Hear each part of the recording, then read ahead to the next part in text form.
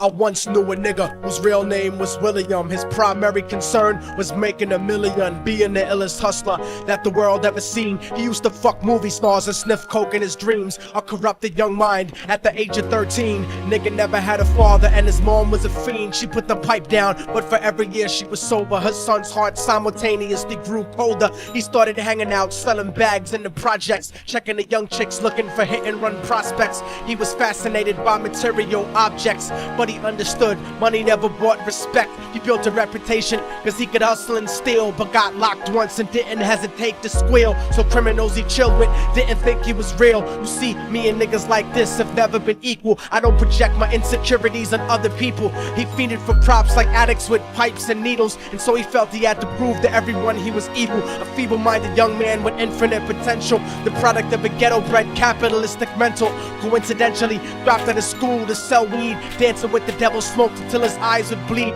But he was sick of selling trees and gave in to his greed.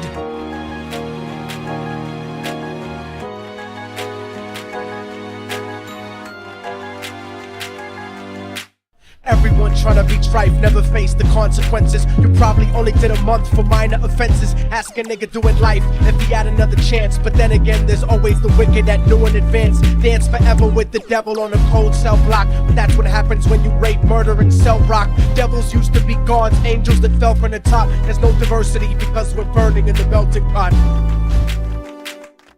So Billy started robbing niggas, anything he could do to get his respect back in the eyes of his crew. Starting fights over little shit up on the block. Stepped up to selling mothers and brothers the crack rock. Working overtime, making money for the crack spot. Hit the jackpot and wanted to move up to cocaine, fulfilling the Scarface fantasy stuck in his brain. Tired of the block niggas treating him the same. He wanted to be major like the cutthroats and the thugs. But when he tried to step to him, niggas showed him no love. They told him any motherfucking coward can sell drugs. Any bitch nigga with a gun can bust slugs. Any nigga with a red shirt can front like a blood. Even Puffy smoked the motherfucker up in the club. But only a real thug can stab someone till they die. Standing in front of them, staring straight into their eyes, Billy realized that these men were well guarded, and they wanted to test him before business started. Suggested raping a bitch to prove he was cold-hearted. So now he had a choice between going back to his life or making money with made men.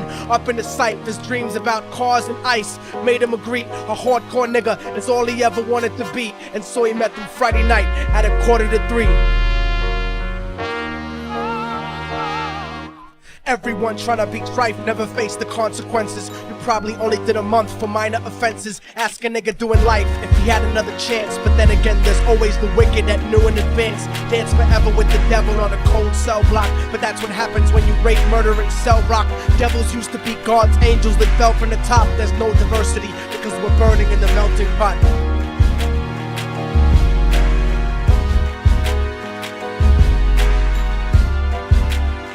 They drove around the project slow while it was raining, smoking blunts, drinking and joking for entertainment, until they saw a woman on the street walking alone, 3 in the morning, coming back from work on the way home. And so they quietly got out the car and followed her. Walking through the projects, the darkness swallowed her. They wrapped her shirt around their head and knocked her onto the floor. This is it, kid, now you got your chance to be raw. So Billy yoked her up and grabbed the chick by the hair, dragged her into a lobby that had nobody there. She struggled hard, but they forced her to go up the stairs. They got to the roof and then held her down on the ground, screaming, "Shut the fuck up and stop moving around." The shirt covered her face, but she screamed and clawed. So Billy stomped on the bitch till he broke in her jaw. Them dirty bastards knew exactly what they were doing. They kicked her until they cracked her ribs and she stopped moving, blood leaking through the cloth. She cried silently, and then they all proceeded to rape her violently. Billy was made to go first, but each of them took a turn, ripping her up and choking her until her throat burned. Her broken jaw mumbled for God, but they weren't concerned. When they were done and she was lying bloody, broken and bruised, one of them niggas pulled out a brand new 22. They told him that she was a witness for what she'd gone through, and if he killed her, he was guaranteed a spot in the crew. He thought about it for a minute, she was practically dead, and so he leaned over and put the gun right to her head. I'm falling and I can't turn back.